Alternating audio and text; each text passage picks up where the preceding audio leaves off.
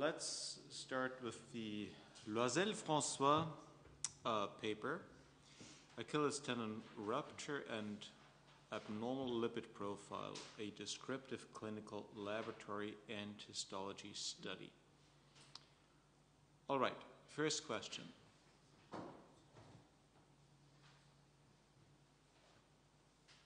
Was the objective clearly written?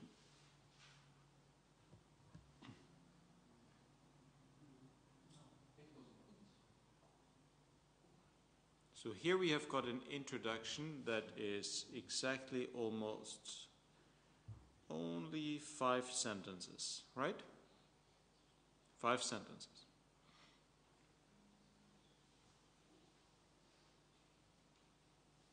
Five sentences with how many references? 3. No objective. The purpose of the study was to evaluate cholesterol levels and tendon lipomatosis in patients with Achilles tendon rupture through a prospective continuous descriptive study carried out in 2 French hospitals. Okay, is this a clear objective? It's clear. So objective is there. What was the expectation?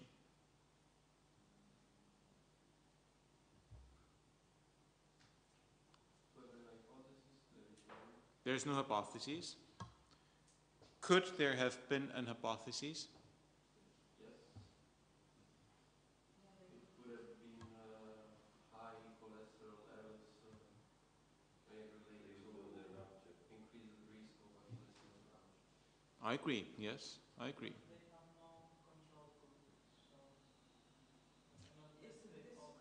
They don't have a control group with or without hypotheses.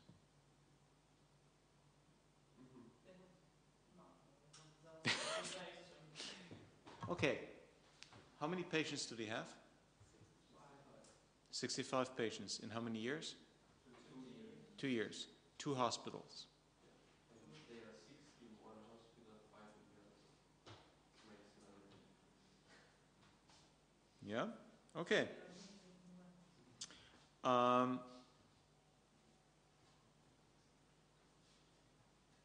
Was the method clearly described?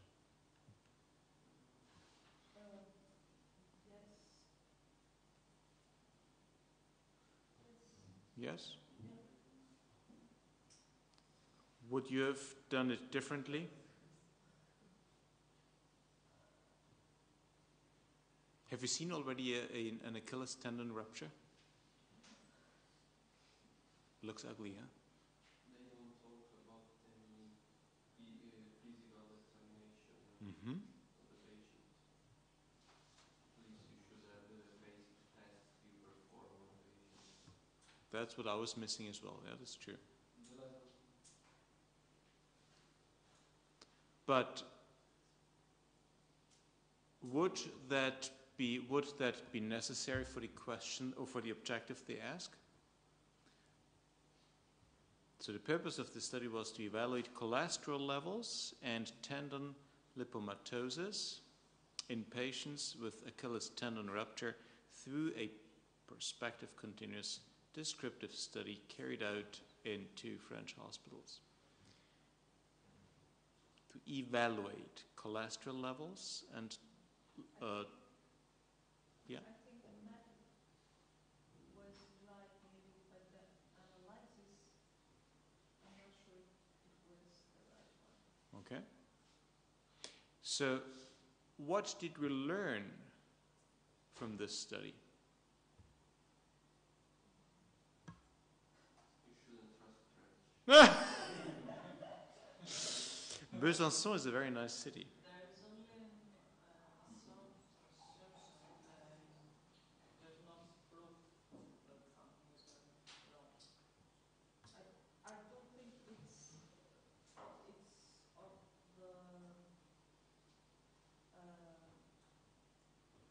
of the level to really What did they conclude?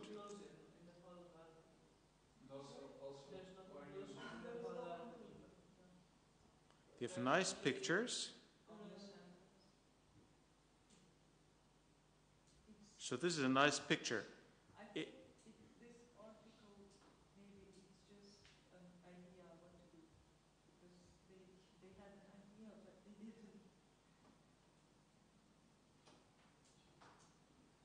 There is only one sentence that would be something significant, that because of cholesterol, it was hypoxia of the tendon, and it was ruptured, but it's not proven. They Because of the hermaphroditism of the vessel, it says somewhere. Don't have any.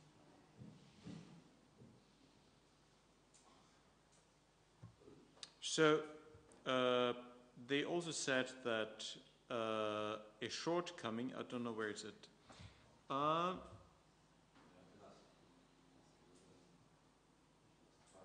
The last, here, down there.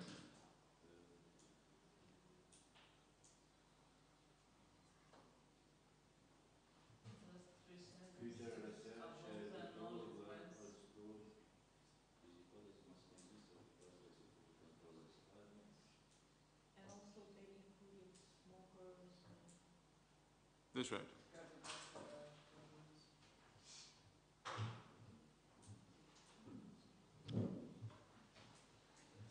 They say that in one sentence that they have their patient, their patient has one at least one abnormal result in the lipid profile.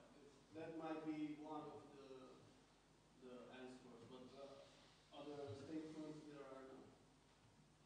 So my question is now, what did you learn? This is your profession. What did you learn? Nothing new? Who learned something new? I mean, honestly, it's not my field. This is yours. Maybe that despite not directly involved in the tendinopathy, high grade of cholesterol may cause hypoxia near the tendon that lead to tendinopathy. Okay, good. So, is that a clear result of the study? No, huh? It's Another it may be an hypothesis. That's right. Yeah, that's right. Okay. But it closed one door, so you do need to investigate more on hypercholesterolemia for tendinopathy in this case.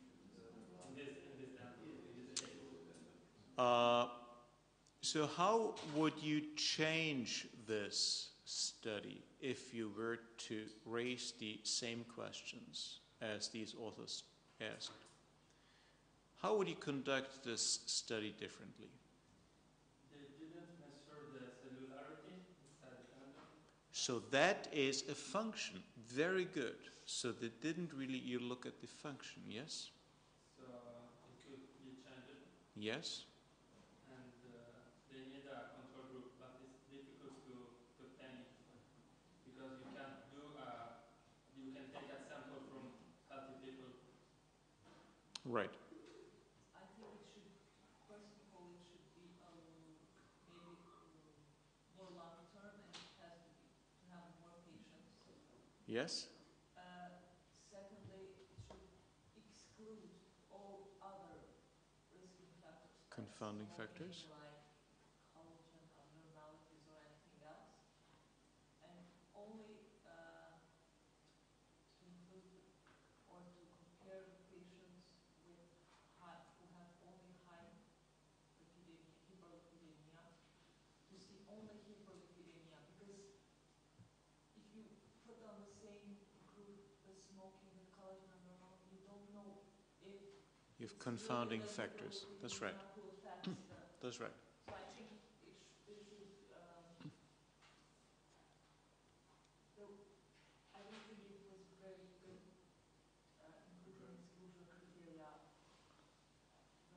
I agree. This, what you said, is really important now for something else.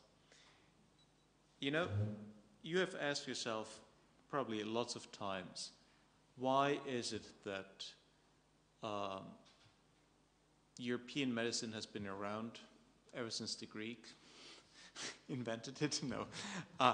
For a long, long time, right? And we still have questions that have been around 10 years ago, 50 years ago, 100 years ago. Did we make any progress? Now, one of the confounding factors, one of the problems is that we have to deal with humans that are extremely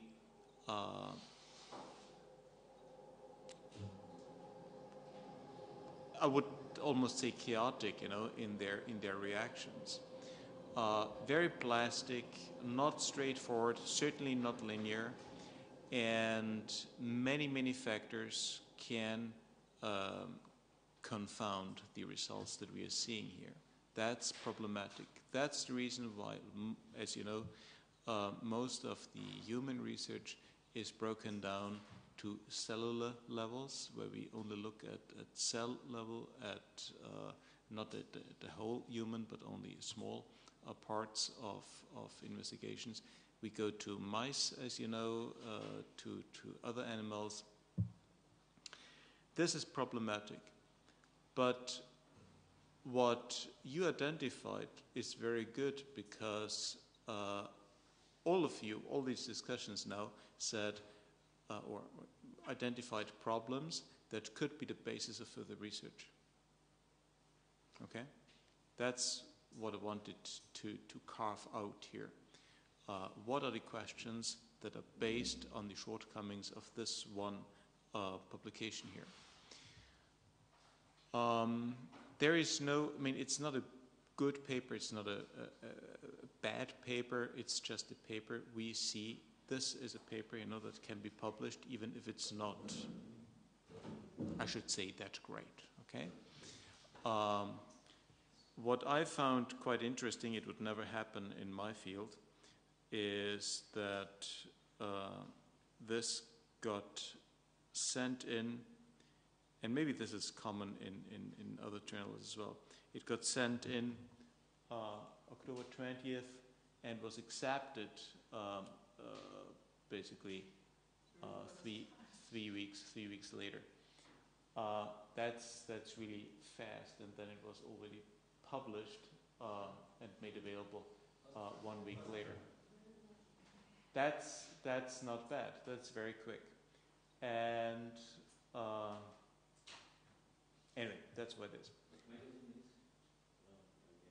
Hmm?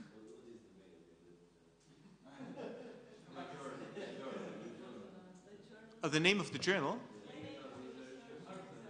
Clinical Research on Foot and Ankle. It does have a DOI number. I don't know if it has it's a recent, it's a young journal, because it only has number 4 here. That's the way it is. That's the way it is. Okay? So what we learn, what I would like to say here, what we learn is, although it is published, it does not necessarily mean that this is rocket science, new findings. We need to read this paper necessarily, okay? The same thing applies for a publication that is published in Nature or in Science or PNAS or something. It is not a guarantee that this is a very, very good and influential paper, okay?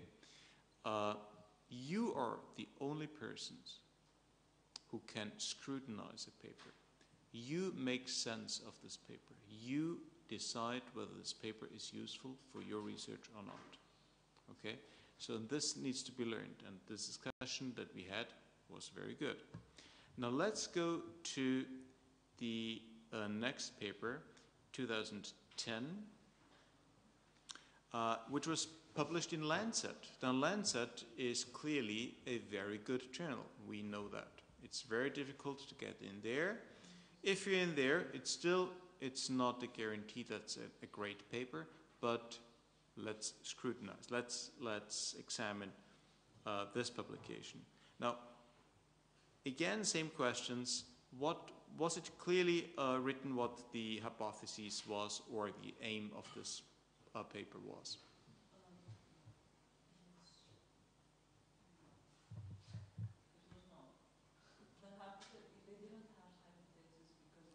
They didn't have an hypothesis, that's right, but did they have an objective? Yes. What was the objective? Hold on, this is going a little bit here.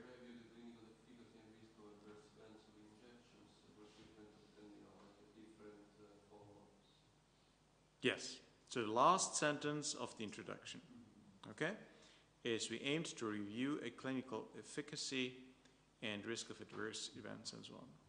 Good. This is what kind of paper? In contrast to the other paper, the French paper, this is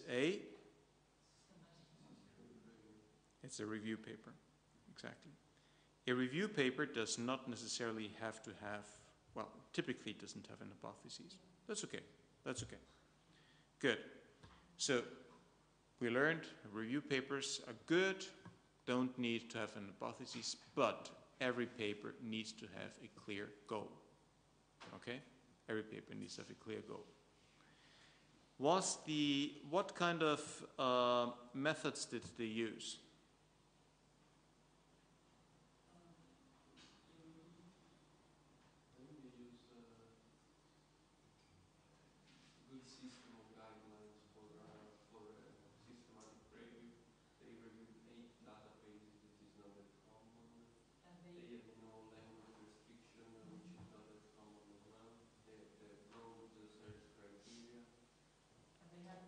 Here.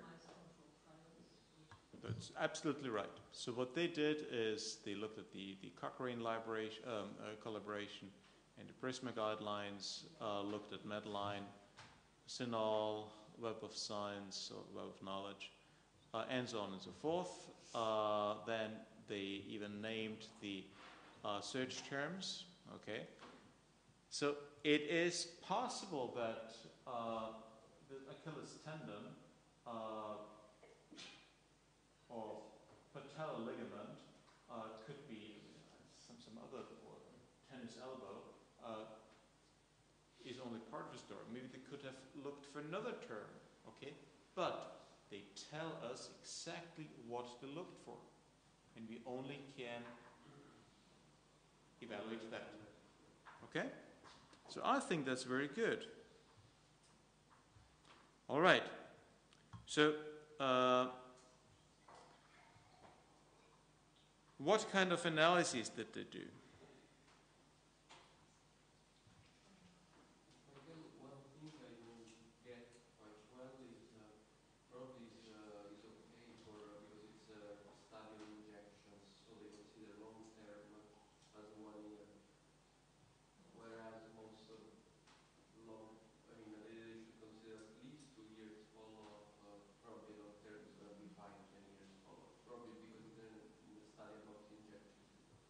Did they report that shortcoming?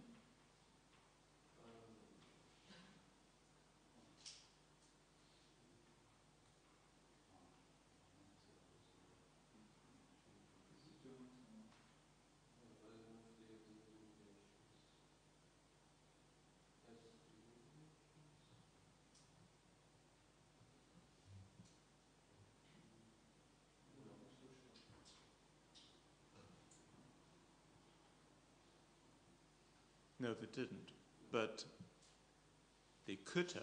So, for example, if you were to evaluate this, to review this paper, okay, and to evaluate it before it gets published, certainly Lancet does that, you could suggest that, okay?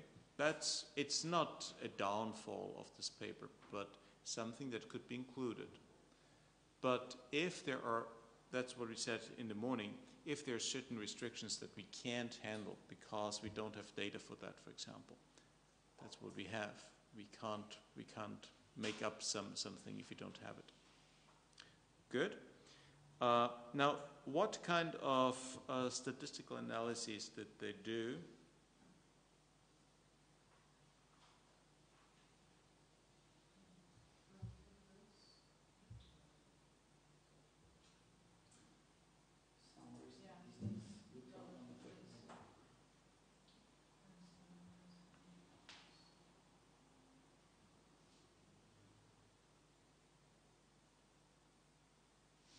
So first of all, they have RefMan statistical software.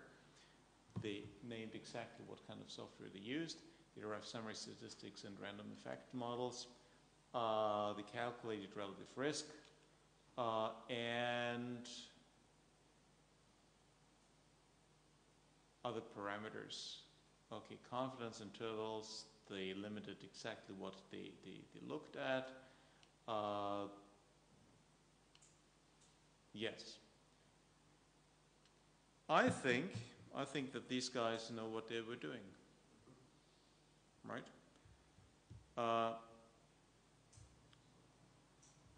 So they also report 8 analyses from 12 trials were done to assess the efficacy of corticosteroid injection for lateral and so on. Oops. Then I like that. I haven't seen that quite often, but I like that quite often. This quite much. They said for each of the papers, they said population characteristics. So they put some narrative into the population characteristics, interventions, extracted outcome measures, and extracted time points. That's quite interesting. So they provide us with information that normally in a meta-analysis is missing. I like that a lot. So this is very detailed, and we don't need to go back to the original studies to verify that. So what would you say if I ask, did the methods that they use, were they appropriate to answer the questions?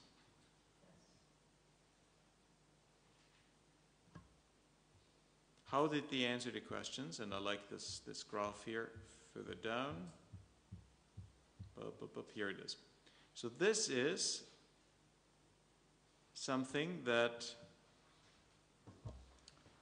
I call a very informative graph. Figure 2 is standardized mean difference for improvement in pain after corticosteroid injection for lateral epicondylalgia. Okay. So they have the standardized mean difference. Okay, this is a meta-analysis. This is something that you must get familiarized with when you read meta-analyses data. So standardized mean difference, okay? So this is the mean outcome, and the relative to the mean outcome, this is either negative or positive, and this the standard errors here are significant differences. And you see that these treatments or studies differ, and how they differ relative to the mean. Okay, short term, intermediate, and long term. Short term provides you a different result than intermediate and long term. Now, between intermediate term and long term, there doesn't seem to be a big difference, but between short term and intermediate and short term and long term, there is a difference. So this tells us that time plays a big role. I think this is very informative, and this is not only based on one study, but obviously based on many, many studies or treatments. Okay?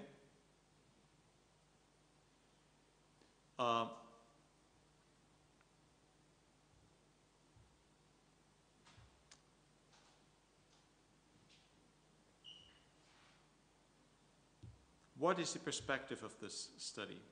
Did they put something into perspective here? What is the main conclusion?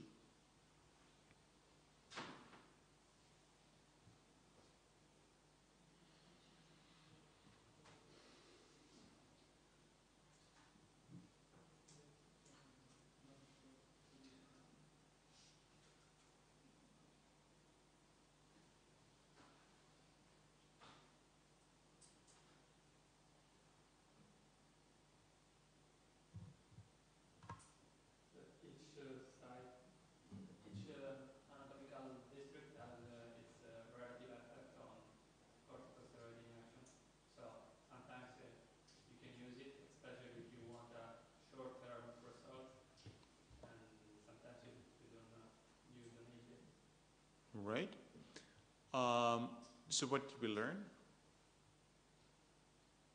For example, in the lower limb, you can use corticosteroid injection if you want a short-term result. Is the major result, I think. Okay. You can say the same for the elbow, for example.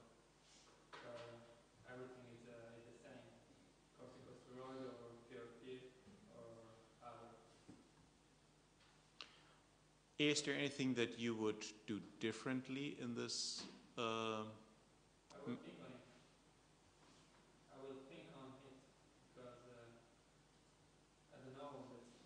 Now I don't believe in the efficacy of the corticosteroid injection. I think it will be better results. Okay. Would anybody else do this meta-analysis differently? Probably you should make some, either divide all of the paper into two papers, one regarding upper limbs and one regarding lower limbs, to be more homogeneous on the results. Or at least be more explicit about the differences. Analyze the subgroups in details. Okay? So this is again what we did with the first study. When we critically examine a study, we come always up with new questions. And these questions give rise to new hypotheses. New hypotheses give way for new studies. Okay? So only if we come to read papers and do exactly what we do today, we can learn questions, we can raise questions, we can learn what is needed in order to do more research. Right? Yeah. For the first paper we analyzed, for you, the introduction and the methodological errors in the beginning were enough for you, if you were the reviewer, to reject the paper? Yes, because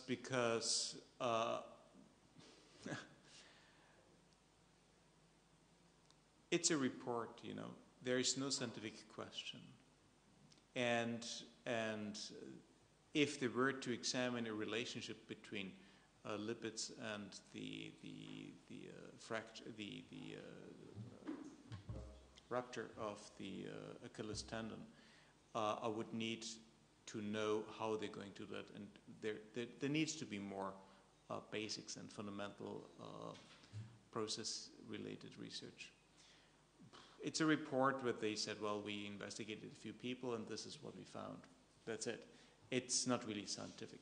This study here has a different scope.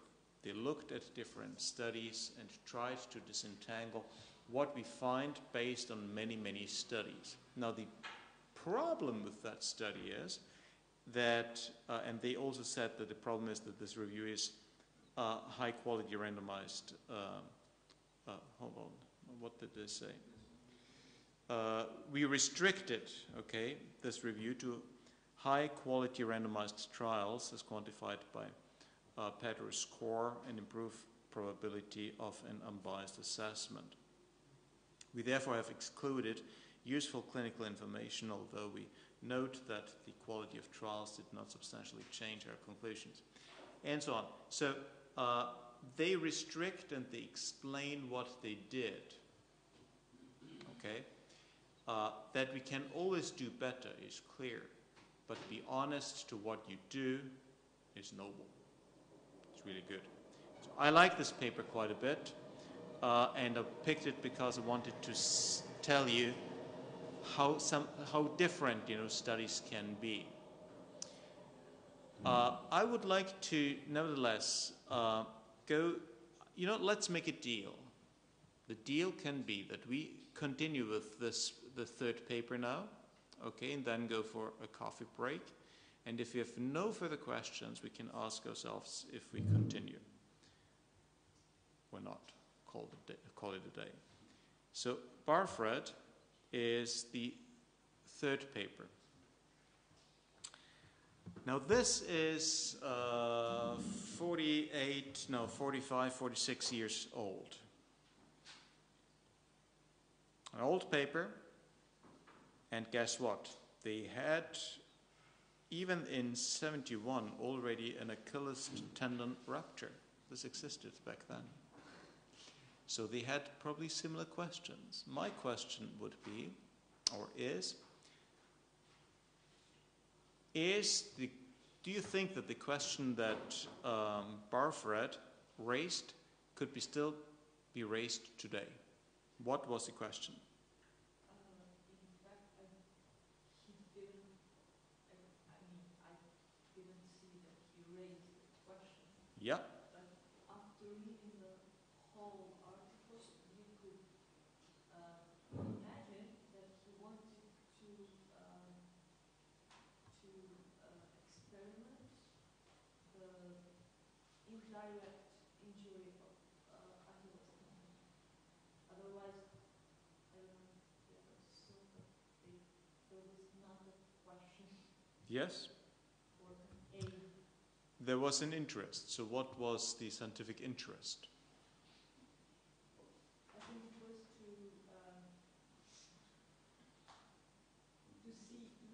see the indirect rupture of, at which level would it happen? What I like, Not trauma. right? What I like is quite interesting.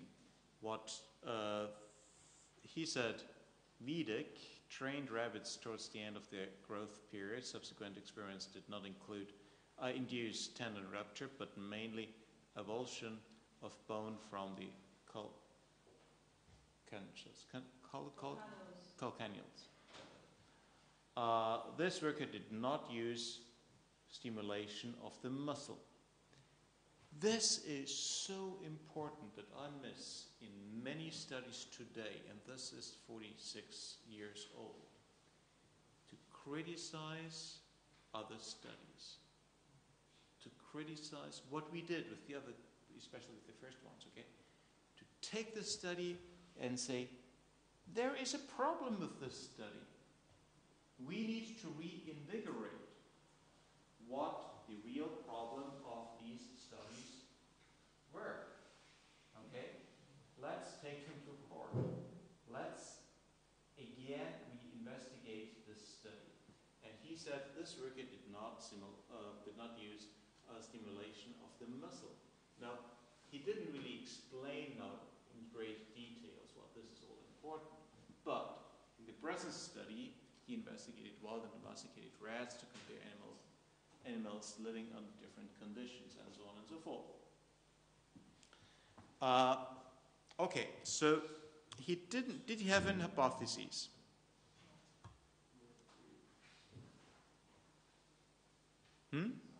No. What could be the hypothesis B of this paper? Why didn't he why didn't he come up with an hypothesis? I think because it was also a descriptive study, so we could not hypothesize where it just. Okay. I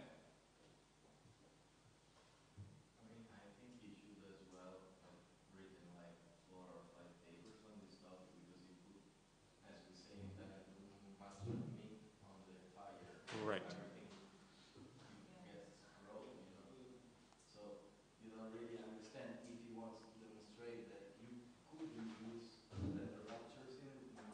Right.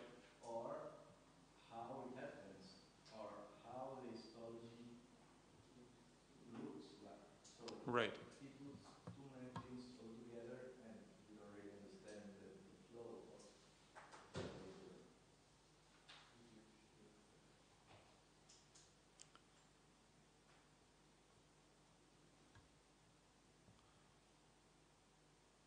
Okay. He was dealing with something else. He did not use Homo sapiens, right? He used rats of different types, different species, or at least different origin. Is that a problem? It depends. If you want to demonstrate that you can induce the rupture, you can say, I can induce the rupture in each group, so I can say I can induce rupture. But if you want to correlate the kind of mouse with how his life is and all this stuff, you get confused because you have several different groups. Right. So how would that apply for humans now? Because we have got only one species. But at least you can say that we can find an experimental setting to study how the rupture works. So where it happens, how it happens, with which pores, that you can say after reading this paper. Mm-hmm. But then we don't really understand how every other aspect influences the rupture. Right. Okay.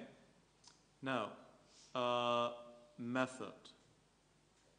This high-tech picture. Another one.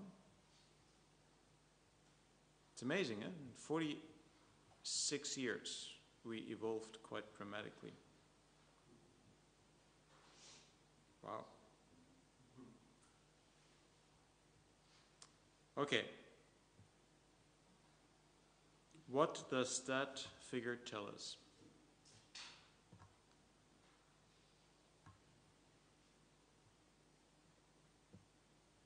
Who can explain this figure? I don't know if I understand it right, but if we increase the tension,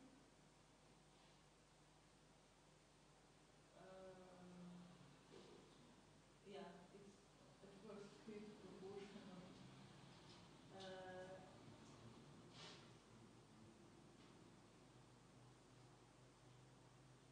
In fact, yeah, if you increase the tension, the elongation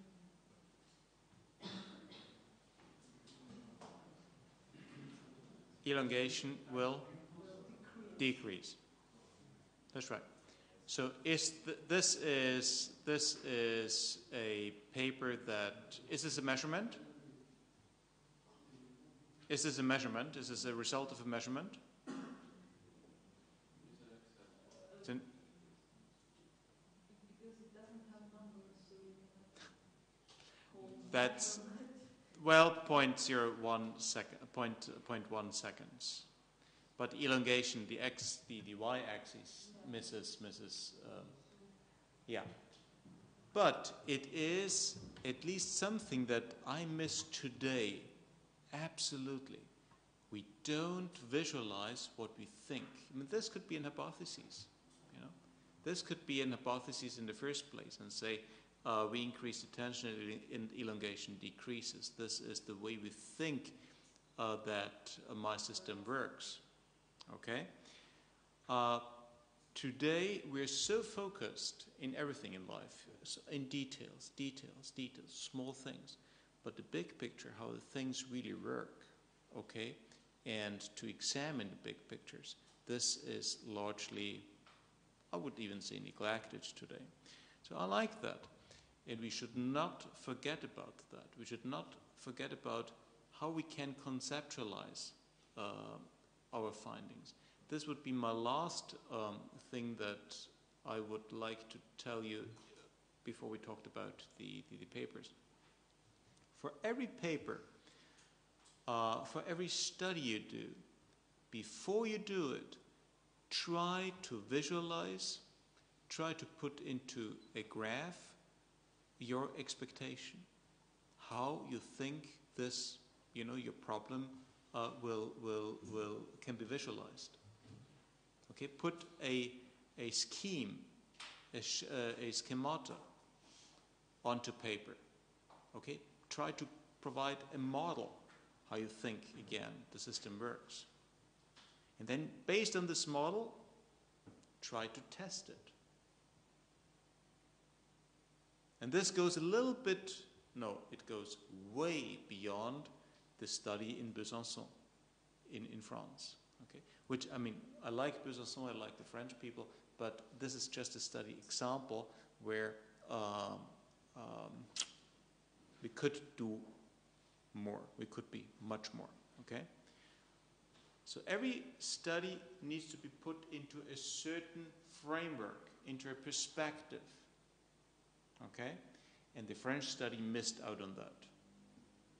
This study I like because it was 46 years ago, where he tried to put it into concepts, and he put it into more concepts even. It's a nice picture. Here it is, just numbers, okay? Another, but here, what does this figure tell us here?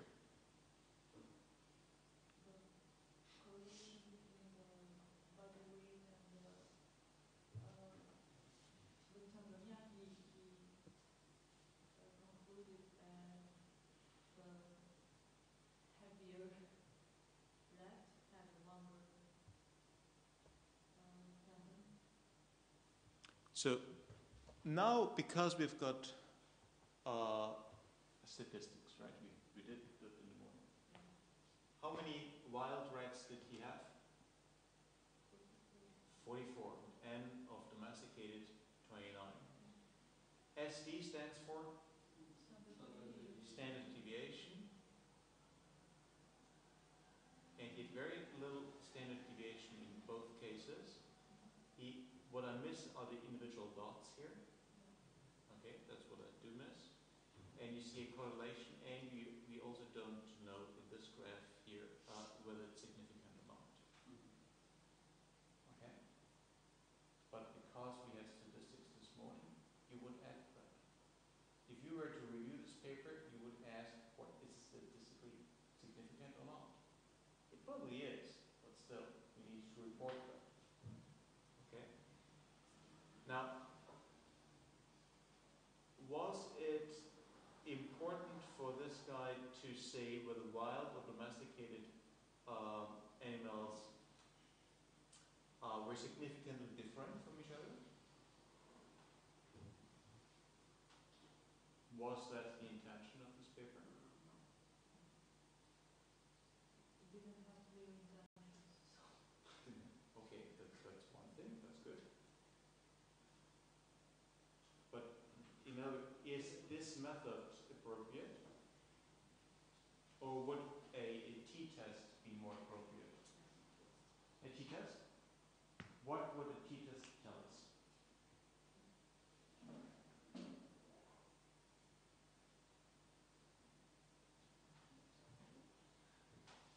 A t-test would tell us whether wild animals differ significantly from the domesticated. We don't know. The t-test just says yes or no. That's it. Whether it's significant or not. This guy here tells us something else. We see a continuous variable. We see a straight line. So we see a linear correlation, which is probably, based on what he reports, significant. And what this says that the muscle tendon length variation, okay, is in wild animals explained by 98% of the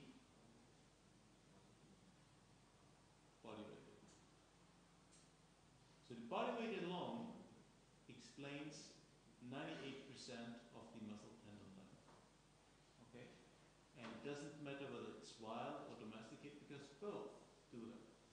Whether the length now of the muscle tendon is higher in wild than domesticated, even if there's a significant difference, that would be subject to a t-test, okay?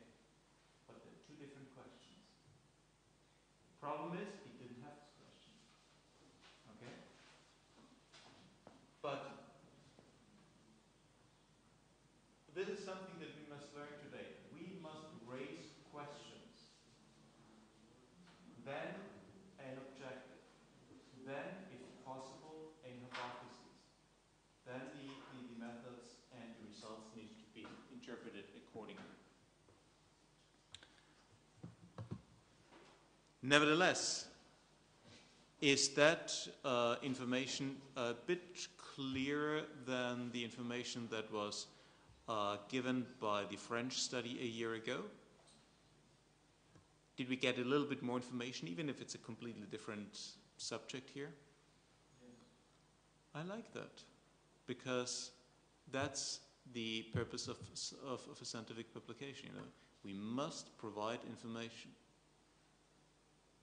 Okay, and that, in my mind, you know, it captures. If you go home, you know that if you hadn't known that yet, that increasing increasing body weight increases also the muscle tendon length. I mean, at least this information is given in this paper, and that there is the same here. The difference is clear. The same body weight, okay, however, differs in tendon muscle length between wild and domesticated. So if you had the raw data, we could do a t-test to see whether there's a significant difference, whether domestication basically shortens the muscle tendon length over the wild animals.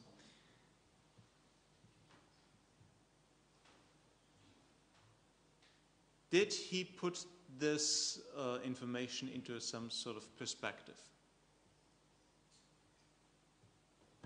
What did he say in his conclusions?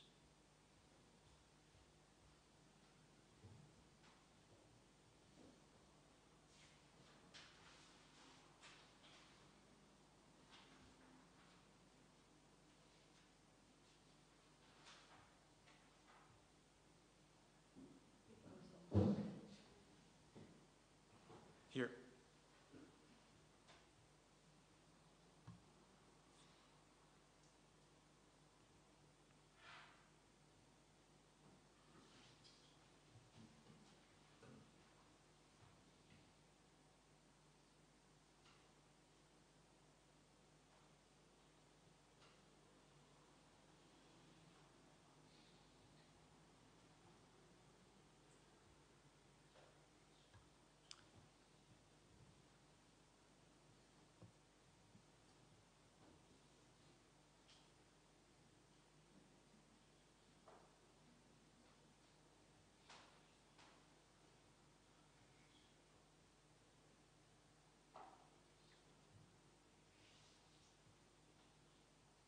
So he gave a summary and he then concluded. He put that into perspective. Now, one thing is very important. The conclusion must also answer the questions you raised or provide an answer to the hypotheses that you came up with to test. Okay? It should round up the paper. It should provide an answer to the initial question that you raise. In addition, if this is not possible, you should project that into the future and say future studies should do this and this and that, but we contributed this and this and this part. That's, I think, something that I would like to emphasize and underline. 46 years ago, I think we are all too young. These guys, thought at the best they could, with good projections, with good conclusions, with the tools that they had at hand at this time, they conducted, in my mind, a very good study. Obviously, today we can say they should ask more specific questions, hypotheses, and so on. We should learn about that, but we should also consider that we should not repeat mistakes that we know from the literatures that we read. So today we had read 3 contrasting papers, okay? All of them are published, all of them will get cited, but you are the only criterion to understand and to evaluate whether the knowledge is useful for your research, okay? And how you always have, I think, you should ask yourself if the knowledge that you read is useful for your own practice, for your own work at the patients. Okay, I am at the end now. I hope I could get you some information about how to read papers, how to examine papers. Never forget the famous pencil when you write a paper, when you read a paper. And always really examine the papers. Don't read and don't take it for granted what you read. Okay, there's nobody who says that this is the superior authority that writes a paper. They're just people like you and me. Okay? They contribute, but they can make mistakes. It's up to you to identify mistakes and to make it better. That makes fun. That's really good. Now, do you have questions? In general, from the very beginning of study design all the way to how we design and construct papers.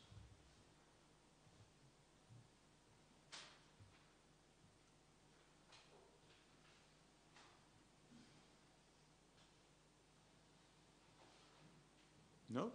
Everything's clear?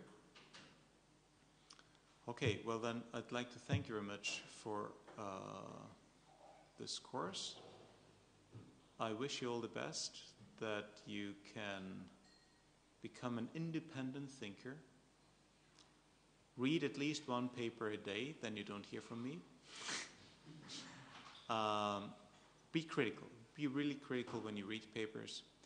And what we said also over lunchtime, if you would like to pursue research, whether it's just under quotation marks, a paper, or if you would like to come up with research projects in your hospitals or surgeries, and you feel that you're too weak, or you're too young, or you're too inexperienced, it's all valid. We all started. But my advice to you is team up with people that are older, that are more experienced, and don't be shy. Ask them to help you, make networks. They don't bite. All they can do is say no or nothing, but most of the time you will create some interest, so that you can collaborate with them. Be first a project partner. See how the systems work. See how how such projects get up and running. And later on, you're all young, you can do your own research. If it comes to money, I told you, if it's basic research, you must apply, and I really say you must here, apply at, I don't know, any European research councils, local research council, national research councils.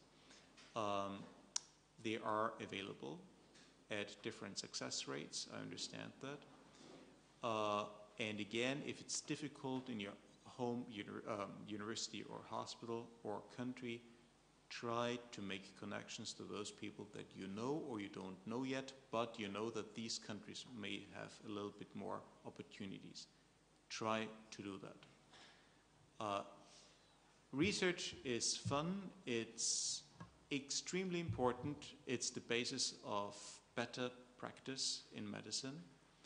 Always think about that. You know, the more you know, the better you can treat the patients. That's what patients would like to hear. That's what you want to do in your profession.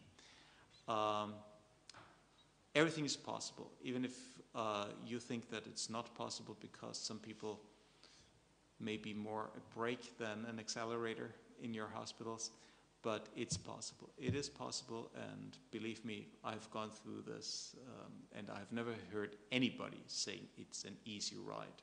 It has always been a difficult ride, but perseverance is important, and there is no substitute for perseverance. If you have questions regarding how to conduct research, I would suggest that you write either Mrs. Fisher, if it's absolutely necessary, write myself, write to me, and I can provide you perhaps with some suggestions.